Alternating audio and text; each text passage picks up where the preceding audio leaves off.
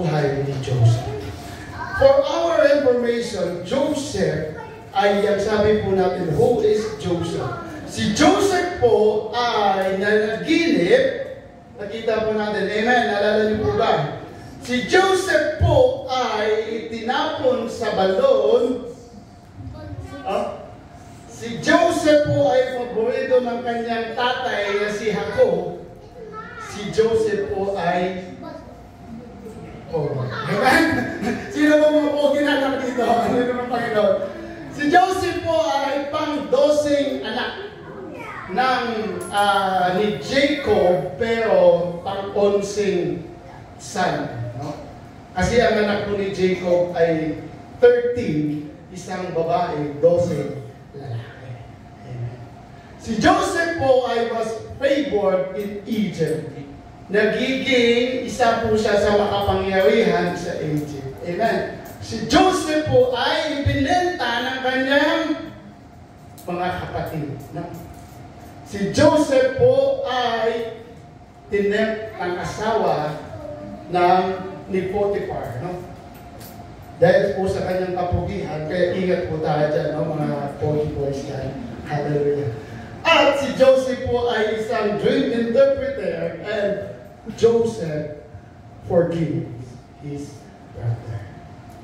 So, sakop na po lahat yung Genesis chapter 37 and 50.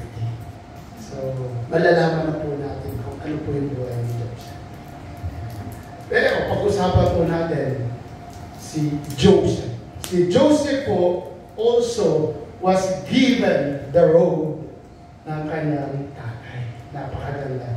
Kasi po, nag-usapan na po natin last preachings na pag ikaw ay mahal o paborito ng iyong tatay, sa unang panahon, in biblical age, sila po ay binibigyan ng robe ng kanilang tatay. Na pinaka-maganda, pinaka-the best. Puntaan po natin ang ating title ay isang God meant it for me. Sa bawat buhay po natin, mga kapatid, sino po dito ang nakakaalala na may nangyari po sa atin na hindi natin naintindihan at medyo masama ang nangyari, but at the end, pakibigay po ito ni Brad.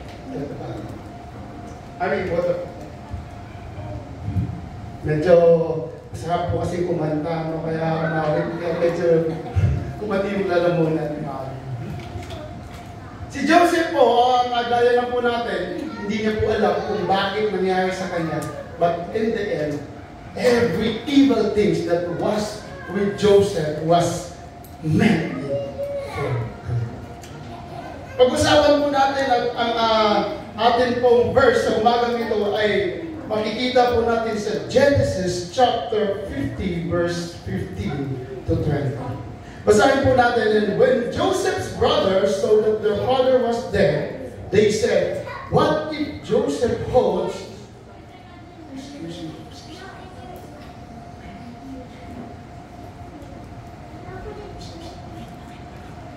When Joseph's brothers saw that their father was dead, anak po namin yan, medyo.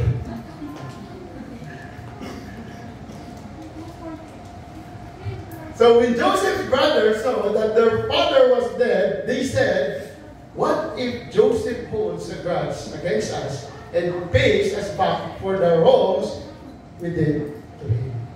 So they sent word to Joseph saying, your father left these instructions before he died. This is what you are to say to Joseph. I asked you to forgive your brothers the sins and the wrongs they committed in treating you so badly.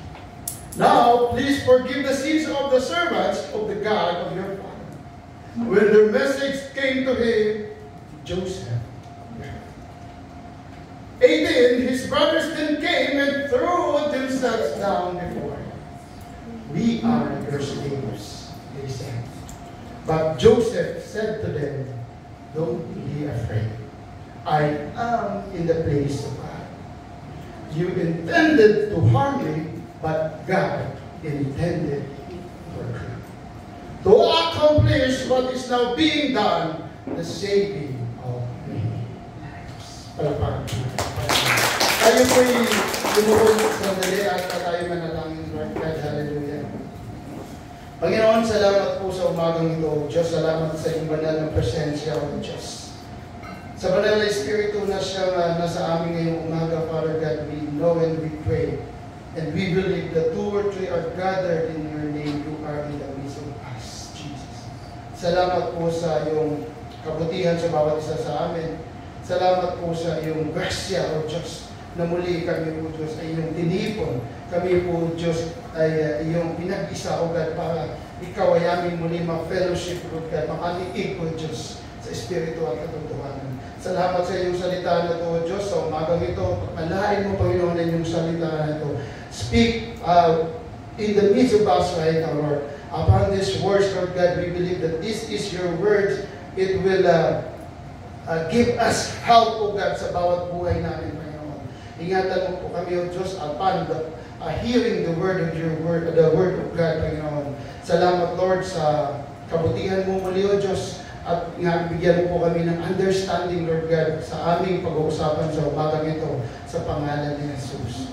Amen. Hallelujah. Hallelujah. No. Ang sabi po dito, alam niyo po, ang summary of the story of Joseph, si Joseph po kasi ay, kung titingnan po natin sa Bible, once again, gusto ko lang po malaman, sino po ang nakabasa o nakapasada po sa buhay ni Joseph? Yeah. Isa. Dalawa. So, ang kagandahan po ay makikita po natin na ang buhay ni Joseph ay maganda yung kanyang process. Amen. Simula nung siya ay ibinenta ng kanyang mga kapatid dahil nainggit po sa kanya hanggang sa pagmuli nilang pag-ibig. Amen. So Joseph started with his dreams, and they sold Joseph, no, sa mga dumaan doon sa kanilang lugar. No? At si Joseph po ay dinala na po sa Egypt. Another story of Joseph, siya po ay tinempt ng asawa ni Potiphar. Dahil po sa kanyang kakisigan, sa kanyang kagwapuhan, ang asawa ng isa sa pinakamataas sa Ehipto, siya po ay tinempt na. Pero ano po nangyari? Joseph ran from the temptation. Kaya po mga kapatid, ang sabi po ng salita ng Panginoon, ang temptation ay hindi pinaglalabanan, bagkos tinatakbuhan. Amen. Sabihin na duwag mo naman, no. The Word of God said, hindi mo kaya kung ikaw lang. Bagkos kaya mo pag ang Diyos ay kasama. You are still in the flesh, at ano man ang mangyari, ikaw ay makasalanan. That's why ang temptation, again, the temptation, ay tinatakbuhan, hindi nilalabanan. Find the way, and God will support. So, ang sunod po na kwento, dahil sa taggutom doon sa Ehipto, no, upon Joseph was accused and was sent to jail, no, he sent Joseph to prison. Kinulong po si Joseph ng ilang taon doon sa malalim, no, ng kulungan doon sa Ehipto. Bagkos, after those times, na naginip ang, i-summarize ko na lang po, na naginip ang hari. No? So that was the time, si Joseph ay na-meet niya po yung cupbearer, na-meet niya po yung baker, no? Na nakipag-usap siya, nakipagkwentuhan siya, at sinabi sa hari na si Joseph ay isang interpreter ng panaginip. That's why Joseph ay pinagtagpo sila ng hari at in-interpret ang panaginip ng hari, at sunod na nangyari, tama ang interpretasyon. and sisters, after all that story happens sa buhay ni Joseph, he became the second highest rank in Egypt. Ano man gusto na Joseph ay pwedeng gawin. No? Kaya po mga kapatid, tingnan po natin, at those days sa buhay ng mga Ehipto, ang tagutom ay sumapit. Kaya nung tagutom na yon, pinadala ni Jacob ang kanyang mga anak doon sa Ehipto upang bumili ng pagkain. Hallelujah. What a coincidence. Pwede ba natin tawagin na? Pwede ba natin tawagin na aksidente? No, hindi. Anong nangyari? Nagkita sila ni Joseph at alam ni Joseph kung sino sila. What happens next was, pinaiwan ni Joseph ang kanyang kapatid na si Simeon dahil hindi nila dinala ang kapatid sa nanay ni Joseph na si Benjamin. So, ang nangyari, bumalik po ulit sila kay Jacob at pangalawang balik nila, dinala na po nila si Benjamin. And Joseph made himself known to his brothers. And the last of Joseph's story ay ito na po ang ating pag-uusapan, that Joseph reassured his brothers, and after all, Joseph's death came. So isa-isahin po natin, ang sabi po dito, in the life of Joseph, number one, there is forgiveness in God with total surrender. Naniniwala po ba tayo doon, mga kapatid? There is forgiveness in God with total surrender. Mga kapatid, in order for all of us to endure this trial sa buhay natin, sa lahat ng mga nangyayari sa buhay natin, kapatid, paano po tayo makakapagtiis? Paano po tayo patunay na tayo po ay naninirahan sa presensya ng Panginoon? Wala nang iba kundi manatili sa Kanyang presensya. Amen. Kaya po, I urge you and I encourage you, kung hindi man po tayo makapag-fellowship from Monday to Friday or Saturday, please come and have fellowship with us on Sunday. Amen? Palakpakan po natin ang Panginoon. Kasi po, alam nyo kapatid, nagagalak ang Diyos sa kanyang mga anak pag siya po ay nakipagdiin. Amen. Ang sabi po dito, sa lahat ng oras at ng bagay, dapat po tayo makipag-fellowship sa Panginoon. Ang tanong, nagagawa po ba natin? Sorry Lord, sometimes, pwede sometimes. So, basahin po natin muli, Genesis chapter 15, no, from 15 to 16, ang sabi po dito, sa Tagalog, mula nang mamatay ang kanilang ama, nag-alala na ang mga kapatid ni Jose. Sabi nila, paano kung galit pa sa atin si Jose at gantihan tayo sa kalupitang ginawa natin sa kanya? Nagpasugo sila kay Jose at ipinasabi ang ganito, bago namatay ang ating ama, ipinagbilin niya na sasabihin sa iyo ito. 17, nakikiusap ako na patawarin mo na ang iyong mga kapatid sa ginawa nila sa iyo. Kaya naman ngayon, nagsusumamo kami sa iyo na patawarin mo kaming mga lingkod ng Diyos ng iyong ama. Napaiyak si Joseph ng marinig. Brothers and sisters, this words of God ay merong relevance sa buhay ng bawat isa na nandito at sa buhay ng ating Panginoong Jesus. Amen.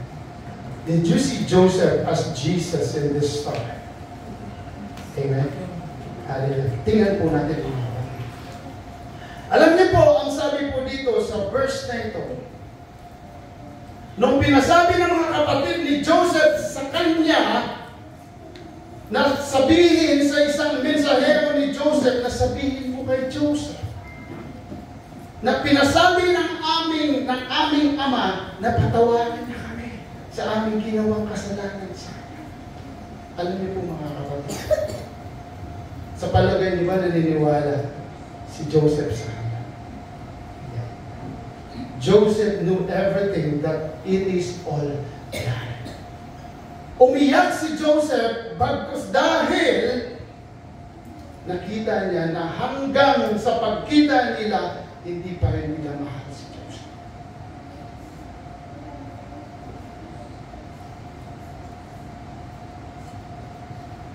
The actions na nangyayari doon sa buhay ng mga magkakapatid. Sino po ang may mga magkakapatid dito na minsan ay nagsasamahan ng Lord?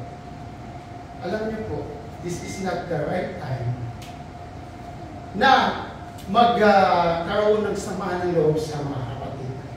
Even though sometimes it hurts. Sometimes, hindi po talaga nakakatulong. Alam niyo po, the best thing at ang kaluwagan ng puso ay dahilan sa pagpapatawad. Kaya mga kapatid, kung ano man po ang iyong mga pinagdaanan ng mga kapatid mo, alam po natin that this is the right time to forgive. You know what? Even Jesus, even us, alam niyo, mga buhay po natin, pag lumalapit tayo sa Panginoong Jesus, Jesus knows our heart. And Jesus knows that you are lying, I am lying, because mayroon pa po tayong tinatago sa buhay. Hindi po tayo tuluyang lumapit sa Panginoon and have a total surrender. That's why sometimes, guilty po din na po ako dyan, that the delay of the blessings is not still. Kaya the story of this Joseph, the forgiveness, no, ang sabi po dito, in God, with total surrender, has a blessings. Naniniwala po ba kayo that there is blessings in unity? Amen. Naniwala po kayo na there is blessings in forgiveness. Amen. Alam niyo po, pag nakita po kayo ng kapatid mo na matagal na kayo hindi nagkita at nag-away, but at that moment na nagkapatawaran kayo, ano yung naramdaman po? Sarap sa kayo. Forgiveness. Hindi mo maintindihan.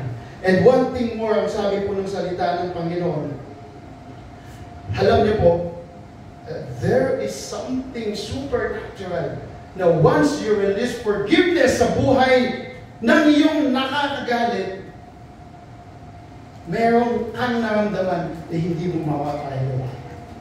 Amen po ba? That there is something bakit napakaluwag ng naramdaman, baka kang nabunutan ng tinig. Amen? Na pag nagpatawad ka, mga kapatid, sa bawat galaw mo, parang hindi nalimitado. Amen? Pero pag mayroon kang galit sa kapwa mo, sa kapatid mo, sa mga kaibigan mo, limitado din po yun. Guilty po tayo lahat dyan. So if you release forgiveness and come to God, ask forgiveness with total surrender, ang Diyos ay mapagpatawad. Ang Diyos ay puno ng grasya at biyaya. Alam ng Diyos ang bawat puso natin. That's why this verse ay pwedeng tayo din po. Alam niyo po, sometimes ginagamit lang po natin ang pangalan ng Diyos para po tayo magkunwari lumalapit sa Kanya. But deep inside our heart, meron po tayong mga tinatagong lihim na hindi pa po napapatawad. Amen. Alam niyo po, this story of the brothers of Joseph, there is also the legacy, no, na ginamit ang kanyang tatay. Sometimes, we, the fathers na nandito, we believe, no, and hopefully, kami po bilang isang tatay, and we strive na nawa po ay merong mga magtatanggap na mga kabutihan asa ng aming mga anak. Dahil in the days to come, ay maalala nila na not only for us, but for the Father that do good, na gumagawa ng kabutihan, simula't simula ka. That in the name of the Father, no, in the name of your Father, nagkaroon ka ng grasya, ng biyaya, ng habag. Sometimes po, pag nag-apply ka ng trabaho, pagkilala ka ng pagkilala ang iyong tatay ng iyong pinag-a-applyan, automatic ka po. Bakit? Tama, brother. Bakit? Kasi kilala ng tatay mo kilala niya ang tatay mo. Diba? There is blessings, no, upon total surrender to God and forgiveness, no? Kaya po mga kapatid, ang pangalan ng tatay ay dapat iniingatan. Hello? Hallelujah. Dahil po, this is a legacy. No? Mayroon pong legacy. That's why, Joseph saw the hearts of their father sa bawat buhay ng kanyang mga kapatid. Nung inirason nila dahil ang sabi ng ating ama, patawarin mo kami, si Joseph ay hindi nagdalawang isip, pinatawad niya ang kanyang mga kapatid. Naggumawa ng kasi. Amen! Nakupo ba natin? Palapahan natin ng Panginoon. Ang sabi po dito, no? Sa awit, no, chapter 44, verse 4 to 7, sabi po dito. Ang sabi po ng 7, ngunit ikaw ang nanguna, kaya kami nagtagumpay sa sinumang namumuhing malulupit. Mga kapatid, alam niyo, ang buhay ni Joseph ay hindi lamang ganun kadaling nangyari. Hindi niyo ba alam that sometimes Joseph in the dungeon, for how many years, pagising niya, nasa kulungan siya, pagising niya, nandun pa rin siya, pagising niya. But you know what, brothers and sisters? Si Joseph ay hindi nawala ng pag-asa. Si Joseph ay nagtiwala sa Panginoon. That's why, ang sabi po dito, in verse 2, there is goodness of God in everything. Your goodness is running after me. Ang kabutihan ng Diyos ay hindi nagawin. Sa lahat ng kanyang ginagawa, hindi mo pwedeng questionin. Sa buhay ni Joseph, he never questioned God. Sa buhay ni Joseph, ang sabi niya, alam ko, Lord, that you have a great plan for us. Tingnan po natin dito, sa verse 18, ang sabi po dito, lumapit lahat ng kanyang mga kapatid at yumuko sa harapan niya, kami mga alipin mo, ika nila. Ngunit sinabi ni Jose, huwag kayong matakot, maaari ko bang palitan ng Diyos? Masama nga ang iyong ginawa sa akin, subalit ipinahintulot ng Diyos para sa kabutihan at dahil doon naligtas ang marami. Mga kapatid, these 3 verses in Genesis, ito po yung pinakamatamis, no, at seryosong verse sa buong aklat ng Genesis. Bakit? There is forgiveness. There is trust. There is goodness. Although lahat naman po ng libro, but we are speaking and we are talking about the book of Genesis. Kaya po mga kapatid, kahit nagkasala po tayo sa ating mga kamag-anak, mga mahal sa buhay, sa asawa, sa mga anak, magulang, lalong-lalo na sa ngayon, no, ang anak ay medyo lumalaban talaga sa magulang. Nowadays, lahat po yan halos. So brothers and sisters, we are here to teach and preach the goodness of God. Ang sabi po dito, sabi ni Joseph in verse 19, ngunit sinabi ni Jose, huwag kayong matakot, maaari ko bang palitan ng Diyos?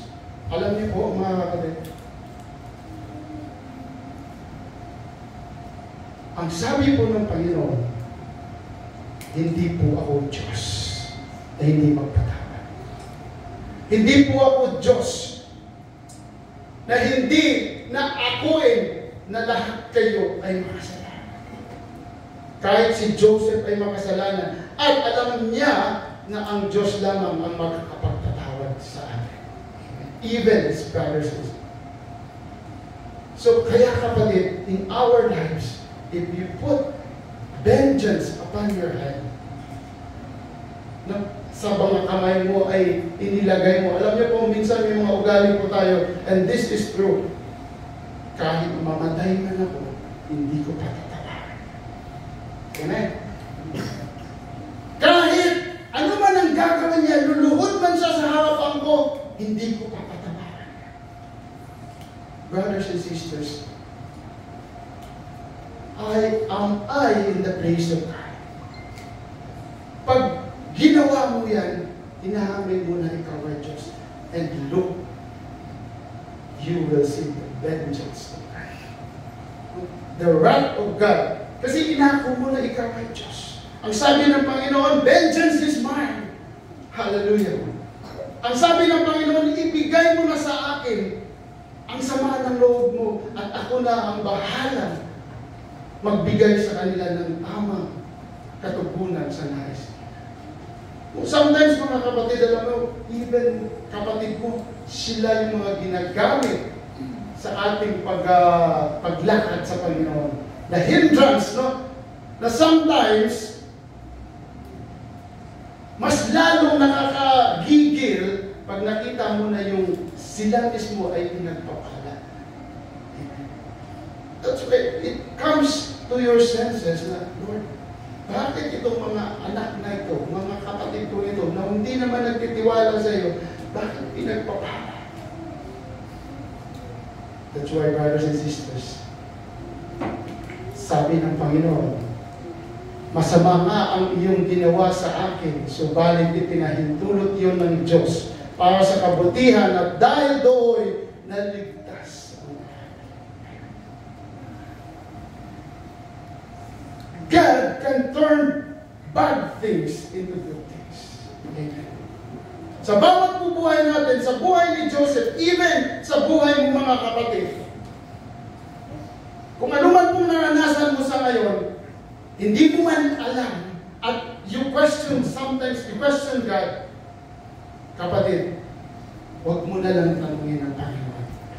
Sabihin mo na lang, Lord, show me the way. Kahit sa akin po, that God impressed me, that don't question me. Don't question me.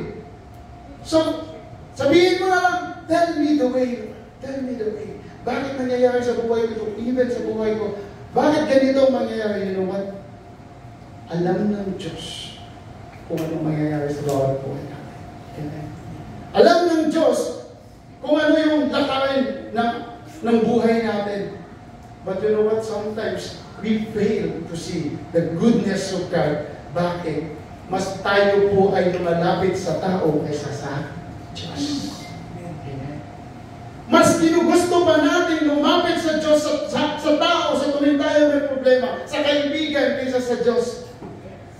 And this is the Word of God na ang sabi, yun ang pinakamasakit sa buhay ni Joseph dahil nakita niya na hanggang ngayon, hindi pa rin siya mahal ng kanyang mga kapatid. And even as brothers and sisters, God, our Lord, is waiting. Tinitingnan niya na hanggang ngayon, hindi pa rin kayo lumalapit sa akin. At hanggang ngayon, meron pa kayong duda sa akin. Amen po ba? Nakuha po ba natin? That sometimes, gustuhin pa natin, alam mo, may problema ako, ganito. So, the first thing we can do is to approach God. To tell the Lord. Amen. The Word of God says in Psalms, sabi po ng salita ng Panginoon, I would rather trust God than man. Amen. Buhay po ang salita ng Panginoon. Ang sabi ng Panginoon sa kanyang salita, no? The ways of man are hindi po maganda, but my ways are hidden and it will accomplish para po sa kabutihan. Ang sabi po sa salita ng Panginoon, ang sabi po dito, in Isaiah, ang sabi po sa 46 chapter 8 to 10, but remember this, brothers and sisters, keep it in mind, take it to heart, you rebels. Masakit po sabihin na tayo po yung mga matitigas ng ulo, no? Remember the former things, those of long ago. I am God and there is no other.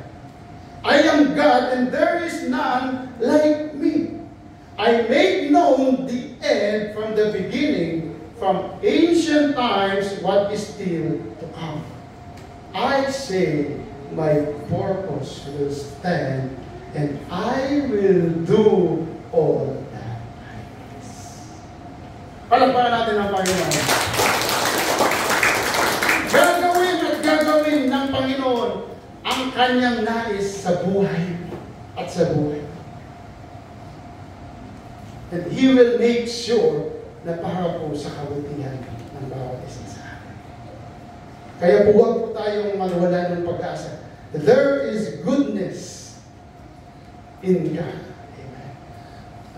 Sa lahat ng kanyang ginagawa sa buhay natin, gumagalaw siya hindi para sa kanya, kundi para sa bawat buhay natin.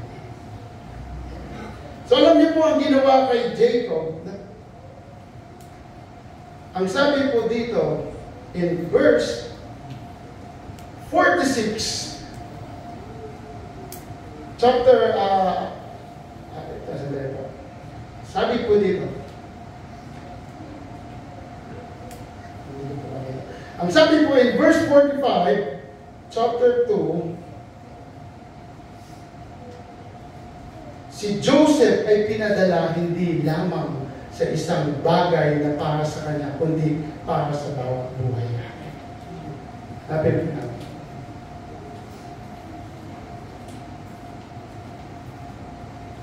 Ang sabi po ni Joseph in Genesis chapter 42 verse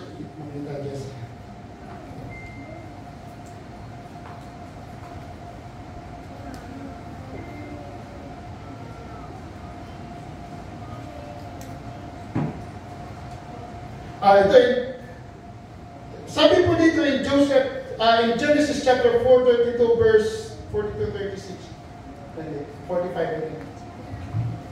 Hindi ko po nakita. Ang sabi po dito, si Joseph ay pinadala sa Egypto upang magiging una, no? At magiging kagamit-gamit para sa bawat isa. Tingnan po natin, hindi ko lang po makakita. Sorry po, nawala po sa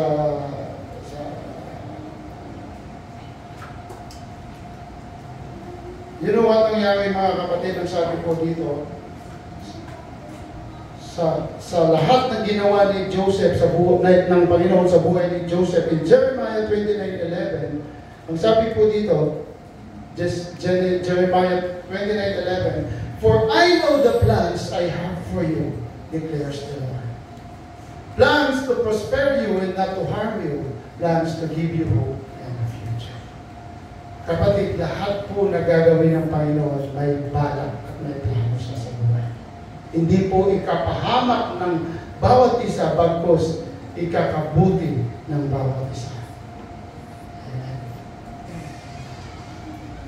So, in times of trials, brothers and sisters, we know that there is forgiveness in God. Amen. And in times of trial, we see the goodness of God. And finally, ang sabi po dito in number 3, makikita po natin that there is faithfulness in God in the midst of trials. Sa bawat galaw ng buhay natin at gawa ng Panginoon sa bawat pangyayari sa buhay natin, there should be a faith. No? May pagtitiwala sa lahat ng kanyang ginagawa sa buhay natin. Alam niyo po ba na yung pagising mo pa lang sasabihin mo, Lord, hindi ko na alam kung anong gagawin. Mahiya po talaga. But still, you have faith no, sa Kanya. Iniasa ko na lang siya lahat. Ano man ang buhay ko, that's why we speak the total surrender for the Lord. Faith comes from hearing and hearing the Word of God. Ang sabi ko ng kanyang salita. Kaya po, we as believer, no, kung mayroon kang pagtitiwala sa Panginoon, you can stood in the midst of trials. Nakakatindig ka sa gitna ng bagyo. Bakit? Alam mo kung saan ka nakakatindig at nakakatindig. Walang iba kundi sa solid foundation, walang iba kundi ang ating Panginoon Jesus. Anumang bagyo sa buhay mo, anumang bagyo na nangyayari sa paligid mo, kapatid, hindi ka natitibang. Para ka lang, alam mo yung kawayan, no? Gumaganyan lang po yung kawayan, no? Sa gilid, yung kaliwa. Matibay na matibay po. Dahil you know that you stand in a solid foundation, which is Jesus. Amen? Palapakan natin ang Panginoon. At sa bawat pagsubok na ating dinadaanan, kapatid, ang sabi po sa 1 Peter chapter 1 verse 6, ang sabi po, ito'y dapat ninyong ikadala kahit na maaaring magdanas muna kayo ng iba't ibang pagsubok sa loob ng maikling panahon, ang ginto, paggamat nasisira ay pinapadaan sa apoy upang malaman kung talagang dalisay. Gayon din naman ang inyong pananampalataya na higit na mahalaga kaysa ginto ay sinusubok upang malaman kung ito'y talagang patay. Sa gayon kayo'y papurihan, dadakilain at paparangalan sa araw na mahayag si Kristo Jesus. This is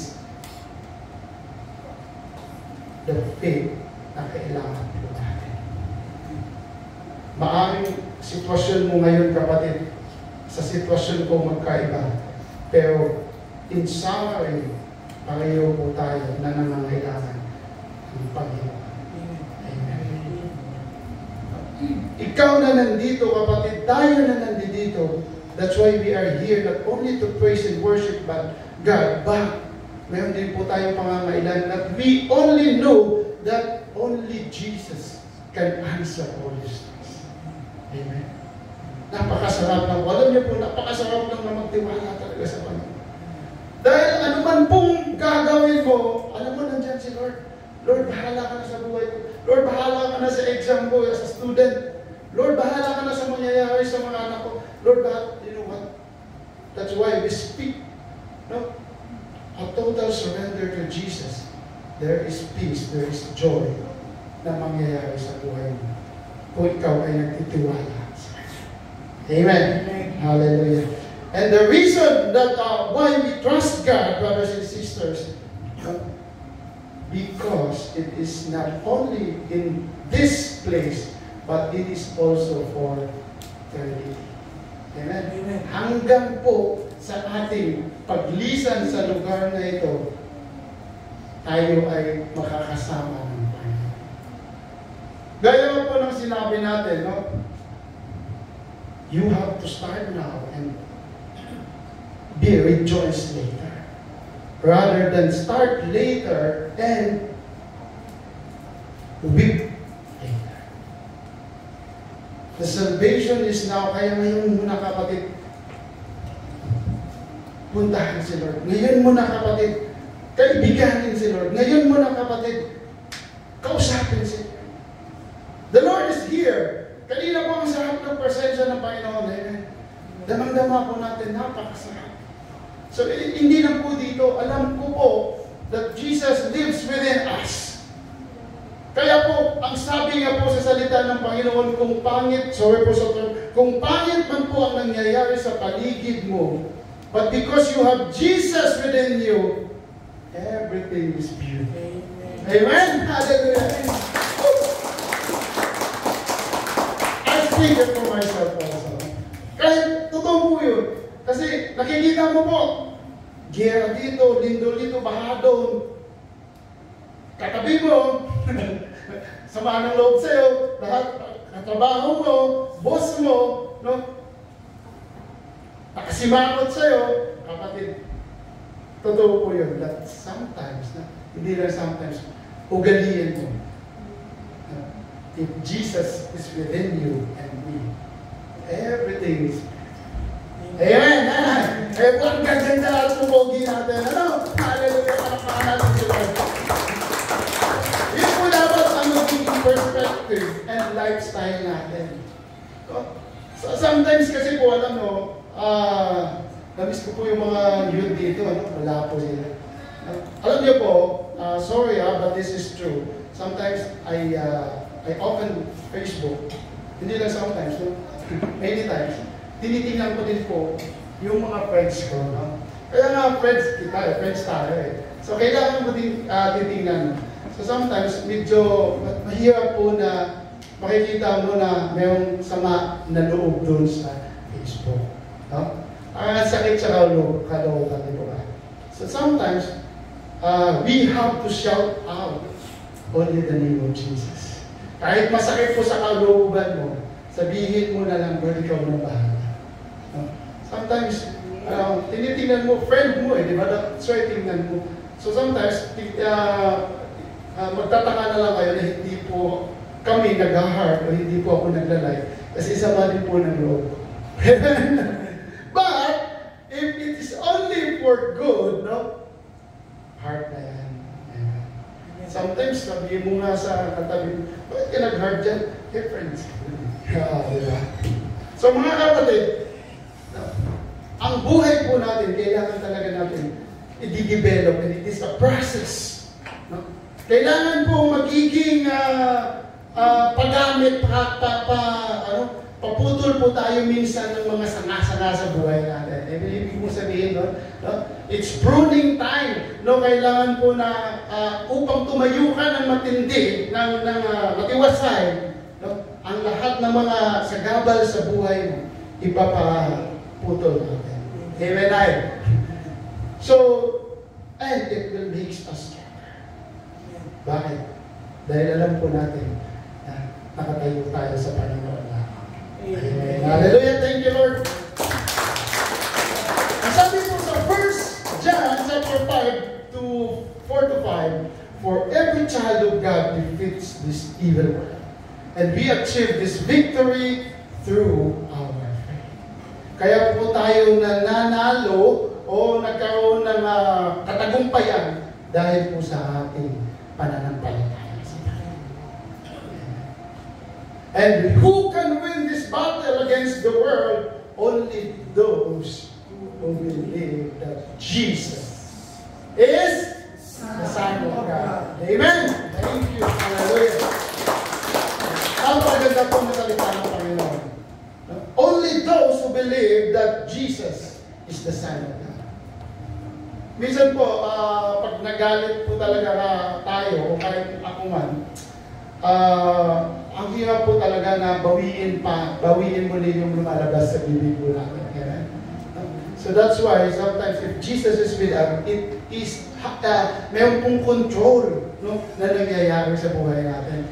Minsan, gusto mo pang magalit, pinipikit mo na lang yung mata mo kahit madagdagan yung wrinkles mo.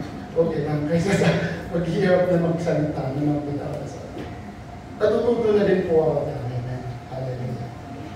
So, ang sabi po sa Genesis chapter 50, verse 20, once again, brothers and sisters, nasabi po dito, you intended to harm me, but God intended it for good, to accomplish what is now being done, the savings of many lives.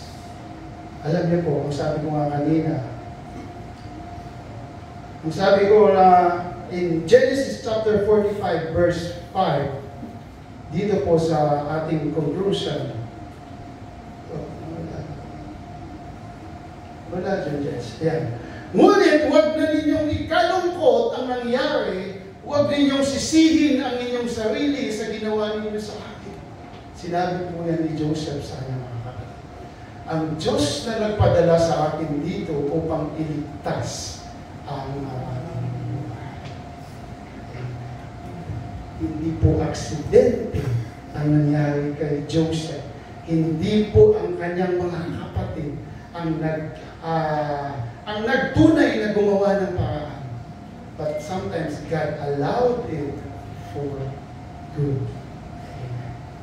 Ang sabi po ng salita ng Diyos, you intended to harm me, but God intended for good.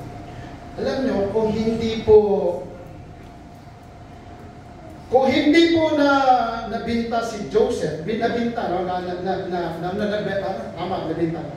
Kung hindi po nabinta si Joseph, at hindi po napunta sa Ehipto, at hindi po itinempt ng asawa ni Potiphar, at hindi po nakulong, at hindi po nakatagpo ng cupbearer at saka ng baker, at hindi po naka-interpret ng panaginip ng hari, hindi po siya nagiging kagamit-gamit para sa kanyang hari. Amen? Amen.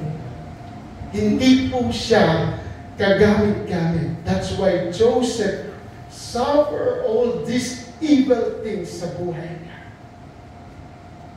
That we sometimes nangyayari din po sa buhay.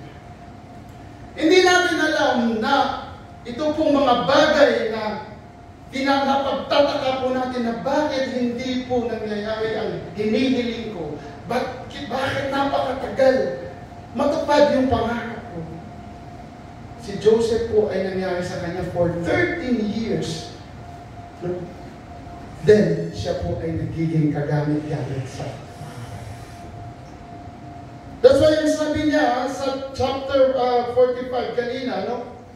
Ang Diyos ang nagpadala sa akin dito upang iligtas ang maraming buhay. And you know what, brothers and sisters?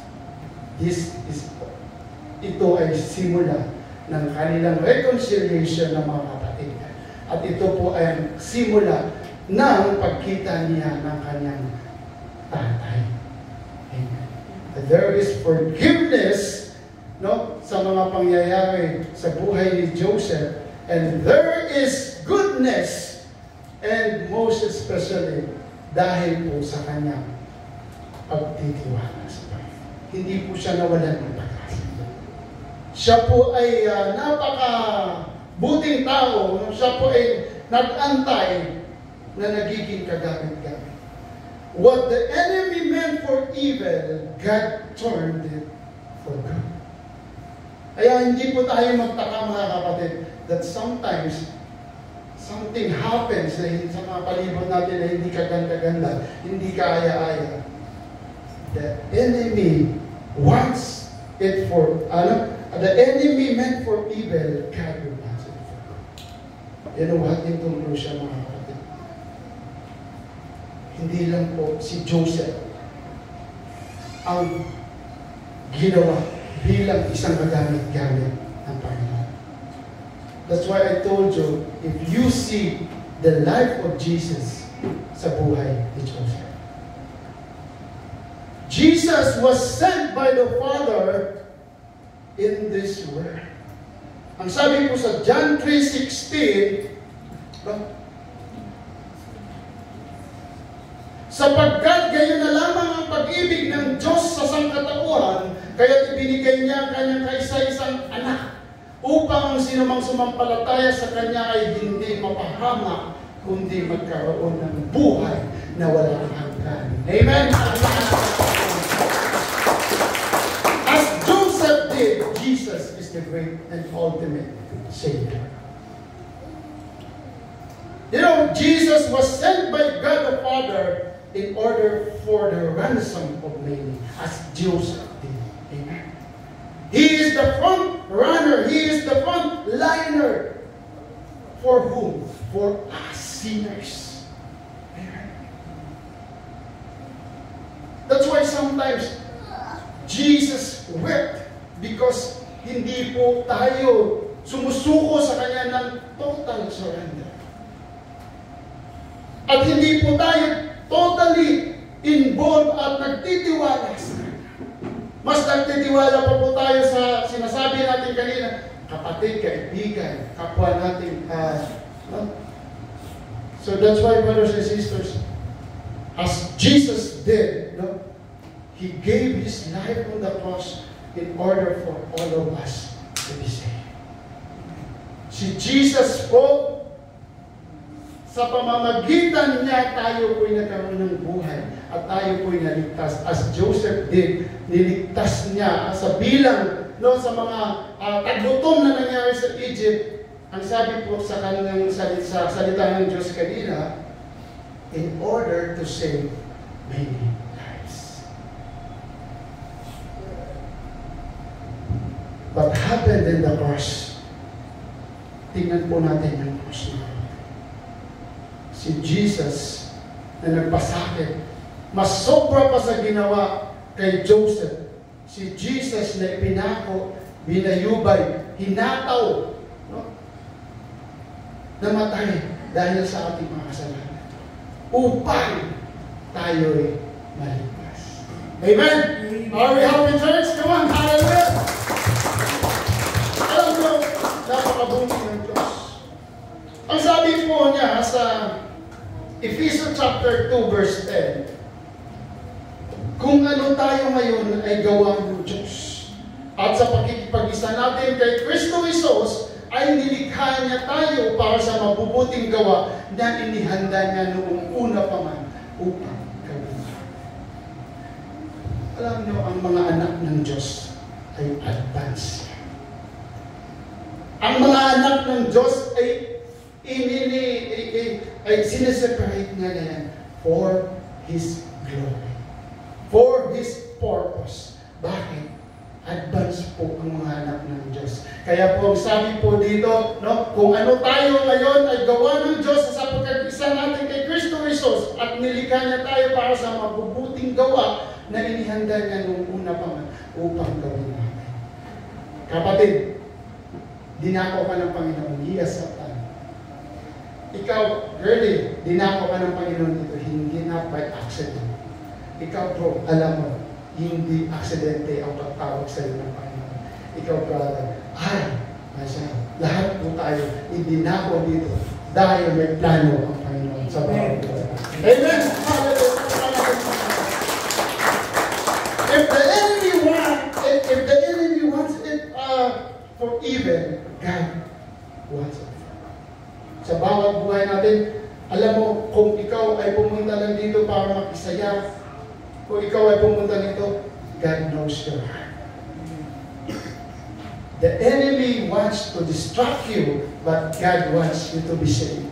Amen? Hallelujah! Palapakan natin si Lord. And thank you, brother, sa presensya mo.